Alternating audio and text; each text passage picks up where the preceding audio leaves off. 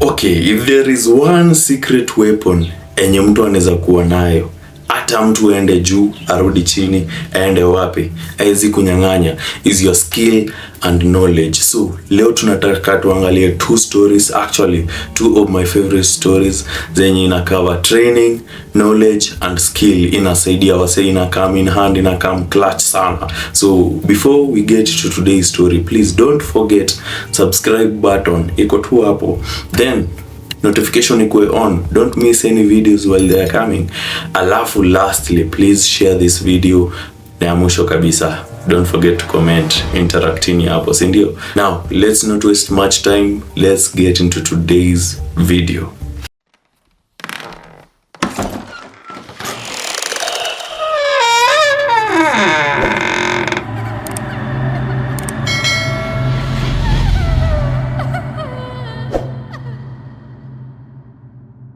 Okay, leo nataka niwabebe hadi South America, a country in South America named Colombia.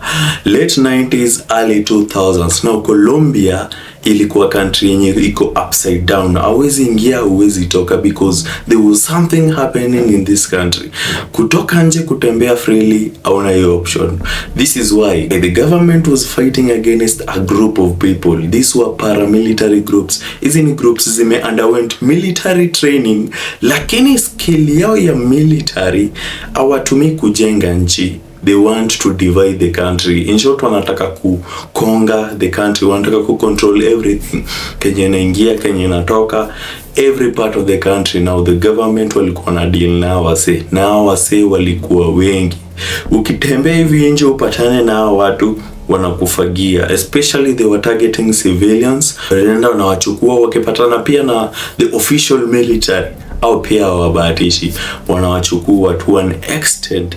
Walikuwa wamejenga hostage camps. Mnashikwa mkiwa wengi, walikuwa wanashika watu in thousands, wanawachukua kama hostage. They were using you people kama shield in case the government inajaribu ku fight back against what they are trying to do in this country. Alafu walikuwa wanataka ku take over larger parts of Colombia, but the government pia haikuwa mchezo. But pia wengine pia military training, wako na weapons. I don't know the supply of weapons inatoka wapi, but they were sponsored by.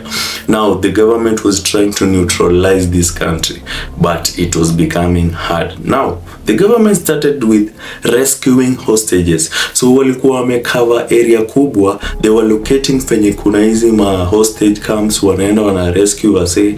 But there was one hostage camp hawakuwa notice. There was one hostage camp ilikuwa imejificha mbali sana. It was in a jungle, and the government came to know about this in 2010. So miaka zimepita, 10 years zimepita, but hawakuwa wamejua this hostage camp iko huku kwa jungle, and they wanted to rescue these people wenye wako huko. Now achana na government, let's go to this hostage camp. Hapo ndani they had taken a lot of people, in the hundreds watu walikuwa huko, but most of them walikuwa wana lose hope.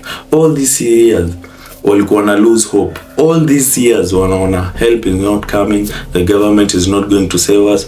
Watu wengine wanaamua kujituma, wengine wanakuwa wagonjwa, wanashikwa na depression, wanadedi, wengine malnutrition, wengine wamenyimwa chakula, wanastarve, wanadedi.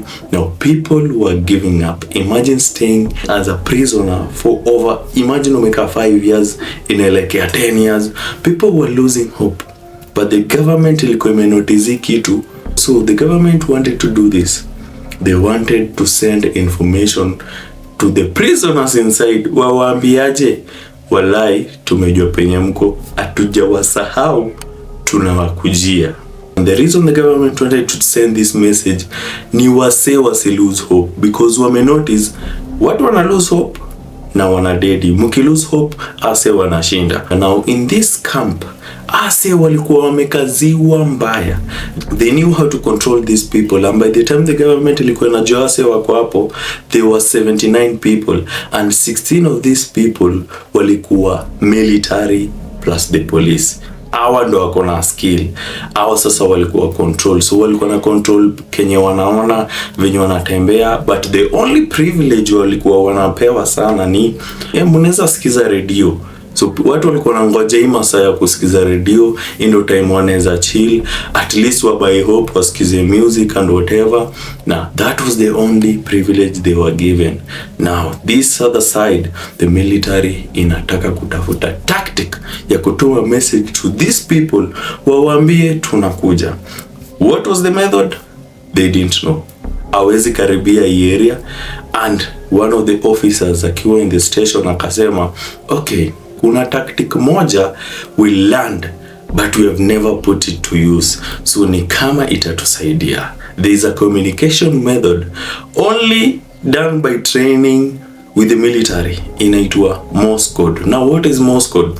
Morse code ni communication using kitu kama dots and dashes, zina represent letters. So ukiona hii dash na dot, unaona ina represent a certain letter, so unajua ni letter gani. And on top of it, hii kitu inaweza tumika in form of beep sounds. So kama kuna dash na dot, kuna ka beep sound yenye ukisikia utajua hiyo ni dash mrefu na dot kamoja, ama dash moja na dot mbili. So beep sounds are in form of writing, ase wanaelewa because it ni kama secret communication, na walikuwa wanajua hata kama wase ni paramilitary group hawajajifunza hii kitu. Now we have to communicate using Morse code. But hii Morse code itafika aje? Hatuwezi andika barua tuwapelekee, hatuwezi karibia majama. Now they came up with a solution whereby waliita one musician, wakasema tafuta ule musician mwenye anaandikanga ngoma safi, and what they wanted to do is send information using music. Wakaambia the musician fanyaje, andika ngoma. Wakaita huyo jamaa wa beatmaker akasema, now wewe mse wa beatmaker, wewe sasa ndo tunakuhitaji sana.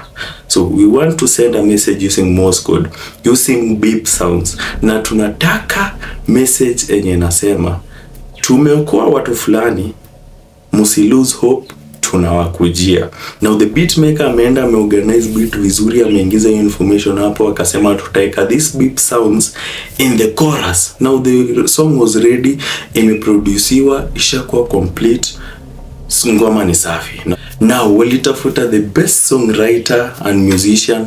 Kwa nini? Because they wanted to make a type of music enye msee akisikia ni kuirudia tu atairudia. Even these groups, hawa si wabaya, wataisikia tu wanairudia. Now the song was ready, wakasambaza this song to over 100 radio stations in Colombia. Na wakaambia radio station aje, hatutaki mchezo, hii ngoma ichezwe. Na by meaning kuchezwa, ichezwe. After every minute inachezwa. Rudia this music, but rudia design yenye msee hawezijua. Now the only hope the military had ni ase waekewe music. And the other fear they had ni msee labda wase wamechoka hata kuelewa kitu hawaelewi. So they needed them to listen to this music and decode it, of which it was close to an impossible task. Now walieka music and it played for over 2 months. Now hiyo music, nataka niweke hiyo music pia nyi msikie venye waliingiza hizo beats hapo katikati, na wakaiplay over and over for over 2 months.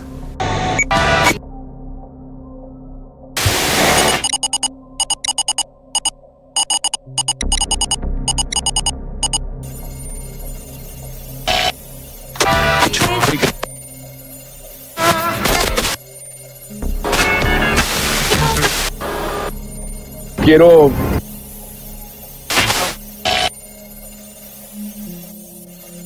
last night.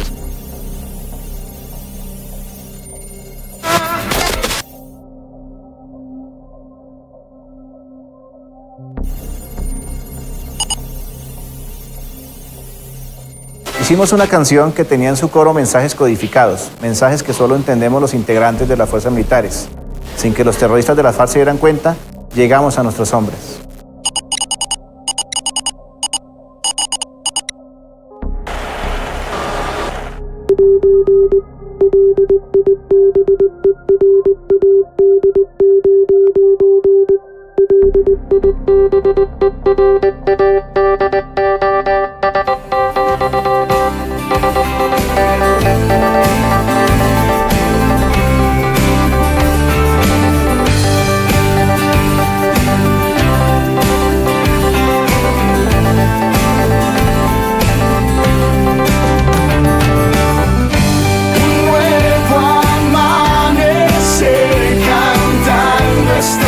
mensaje desde mi corazón.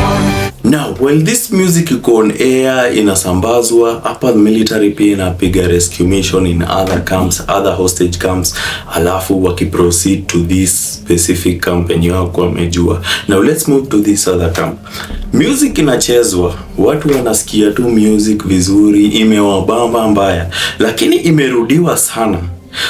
Ukirudia music ya kwanza, ukianza kusikiza music una vibe to the beat, to the artist, but ukianza kusikia ngoma sana unaanza kucrack sasa lyrics, unaanza kudecode lyrics. Now military people ndo wanategemewa sana. Now one of the military person amekaa chini anasikiza music, ameboeka tu, anaangalia juu kidogo kidogo, anasema wait a minute, mimi nasikia vitu zangu ama niko jaba? Akasemaje? Akaita one of the militant come even kushow, ebu sikiza this music, mimi nasikia vitu zangu ama niko jaba? Akaanza kusema ni kama kuna beep sounds ndani ya music, tujaribu kuangalia maybe ni Morse code. And they tried writing down the dots and dashes and decoding what the message was saying. And what the message was saying was, we have rescued 19 people, you are next, don't lose hope. Let me tell you, the military people walichikwa na adrenaline nyingine ya hope, and immediately wakaambia the rest of the captives, wakaambiaje, ni kama tujasauliwa. So anyone who was trying to lose hope or thinking about losing hope, eka pause tafadhali. Hapa tunakujiwa. Now walishikwa na energy flani, waiting for the military people to come and save them. And true to the military people's words, a few weeks later, hiyo mlango ilipigwa teke mzito. And what they saw is the military, the official military of Colombia. Wamefika, they had conquered, yani wamesafisha kila mahali, wamekuja, wakawaokota na wakawapeleka makwao. Now, this message really saved a lot of people. Many people walikuwa wanasema, mimi hata nilikuwa nataka kujituma seriously. Mimi nimekaa hapa over 10 years, hakuna mtu ananifikiria. Now the military people said that the only reason they were giving out this song in form of Morse code is to give people hope, na kuambiaje, watu wetu hatujawasahau, tunawakujia immediatries.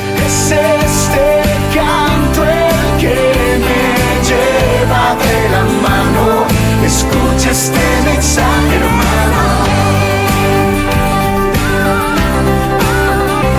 Escucha este mensaje, hermano.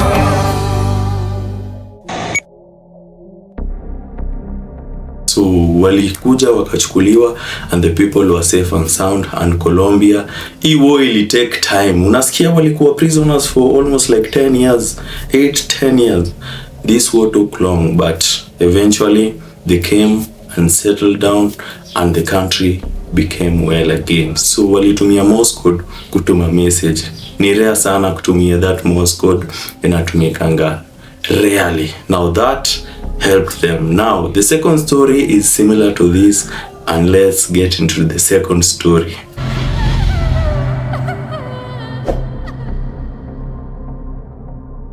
Now let's get to 1965 February, Vietnamese War. Now hii vita sana ilikuwa Vietnamese na US. So in a certain open ocean, kuna a certain aircraft carrier inaitwa USS Independence. Now hii kitu imeishikilia aircraft jets, yani hizi jets zilikuwa deployed on top of North Vietnamese kuangusha bombs and missiles. So ASE walikuwa mengoja order kutoka kwa mkubwa so that they can fly their jets on top of Vietnam and destroy military bases ama any form of structure in Vietnamese na come up nayo ndo wa slow down. Now there was this one guy anaitwa Denton, alikuwa pilot, 41 years of age. Yeye sasa na navigator wake walikuwa waingia kwa jet yao waende on top of Vietnamese area waangushe missiles. So the jet ilitoka kwa carrier vizuri and they went on top of Vietnamese area, but unfortunately Vietnamese people walikuwa wana retaliate. So wali retaliate and they shot down this jet yenye ilikuwa na Jeremiah Denton, but ilikuwa inaenda kupiga chini, but kuna kuanga na one eject button. So eject button wakafinya na wakatoka kwa jet, and the jet ilienda ika crash down, but wase wali ejectiwa wakadeploy parachutes. But waliland wapi? Waliland wakipatana na mazo ya watu wa Vietnamese hapo, and wakawaambia, je, tumewashika sasa, nyinyi ndio mlikuwa mnakuja kutusumbua hapa, si ndio? And they were not the only people who were caught. There were very many POWs wenye walikuwa wameshikwa from the US. By POW I mean prisoners of war. So ase walichukuliwa na wakapelekwa prison moja moto, na kitu yenye walikuwa wanapitia huko ndani hata kusema imekuwa ngumu, because first of all they discovered that Jeremiah Denton, sikia tu age yake, meaning akona experience na alikuwa amepewa cheo. So he was one of the high ranking officers, na ranking officers wewe wakikushika unajua information mingi, so wewe ndo tunataka. So they took Jeremiah Denton wakampeleka solitary confinement na wakamsukumia mateso mbaya sana. So walikuwa wanamfinya anywhere penye inaweza finyika wanamfinya. So but Jeremiah Denton alikuwa amepewa training moja safi. Ukienda huko, the only thing you are allowed to say is your name, your serial number na rank. So alimea akasema siwaambi kitu yote. So they tried torturing him but asemi kitu. So 1 year passed after all this torturing, na sasa Vietnamese people walikuwa wanataka kuanzisha propaganda fulani, and they wanted to use Jeremiah Denton. So Jeremiah was supposed to go in front of TV, walikuwa na mrecord, wamuulize maswali na lazima angejibu venye Vietnamese people walikuwa wanataka ajibu. Na wamemsimamishia hapo military people behind the cameras, wanamwambia jaribu one stupid move na tunakumaliza, and they were asking him some questions. So juu hii video ilikuwa ya propaganda, mwenye alikuwa anamuuliza maswali was a Japanese person. Now what they wanted to display ni wase wazuri, hawatesi prisoners wao. So Jeremiah alifaa seme, hapa tunapewa chakula fiti, hapa tunaletewanga mapilao chapo Friday, alafu tunapelekwa tunao, yani ilifaa jibu vizuri. But Jeremiah Denton aliona this is the right opportunity, juu hii video inakuwa displayed like all over the world. This is the right opportunity to communicate with my military people penye wako. And what he came up with ni skills zenye alikuwa amefunzwa in the military, enye hata yeye karibu hata isahau, but yeye alikuwa nazo amezishikilia till the end. Now he wanted to pass communication using Morse code. Now the first story tumeona Morse code inakuwa communicated na nini? Dots and dashes na pia kwa tone. Now Jeremiah sasa ali come up na ingine enye watu wanashangaa, how did you come up with this? Now he wanted to use his eyes to pass communication using Morse code. Now immediately ameingia hivi kwa interview, akaona kuna lights behind the camera, akaona this is the perfect opportunity. Ni wadanganyaje hizi light bana, ni bright sana, so in case anze ku blink hivi sana wasimshuku. Now they were asking him questions, and while he was answering, he was sending information using his eyes. Alikuwa ana blink, ana make long blinks, short blinks representing dots and dashes. Na kitu enye alikuwa nasema ilikuwa na spell torture, meaning Kenya najibu hapa sahi si ukweli, watupei chapo, watupeleki enta, wanatutesa. How do you are treated in the camp? I get adequate food and adequate clothing and medical care when I require it. How do you think about what's so-called definite law? Do you think that's present about? No, I don't know what is happening, but whatever the position of my government is, I support it fully. Whatever the position of my government is, I believe in it. Yes, sir. I am a member of that government. Now, the message went home, but before I discover your message, kulikuwa na analyzer fulani tu anaangalia. Jeremiah blinking hivi kumaanisha anajaribu kupass information, na venye alidebunk that video ilisemekana that these people wanatesa watu wao. Now the propaganda they were trying to give out to the world that US ni wasee wabaya au ndo wanatutesea wetu but sisi tunachunga wao, ilikuwa debunked na walipigwa pressure na the people, but this information ilifika and Vietnamese walionekana as the bad people in this time, but waliendelea kuserve nini yao, but walianza kutritiwa vizuri because things were being known, but at the end of it they were released. Na when Jeremiah Denton aliland tu hivi mtaani, alipeana speech moja safi, and on top of it alipigwa awards for his bravery. Alipigwa ya damage nini mpaka kapandishwa rank, and he was considered a hero. We are honored to have the opportunity to serve our country under difficult circumstances. We are profoundly grateful to our Commander-in-Chief and to our nation for this day. God bless America. God bless America. Coming up with a way of giving out information using his eyes. Kuna mtu amefanya hivyo, ni yeye tu. Tafuta uone. Now he was considered a hero, Jeremiah Denton. And that is the story. The two stories zenye wase walitumia Morse code to get out of trouble. Now that is the story of today. Those are the two stories of today. Na tukutane in the next story.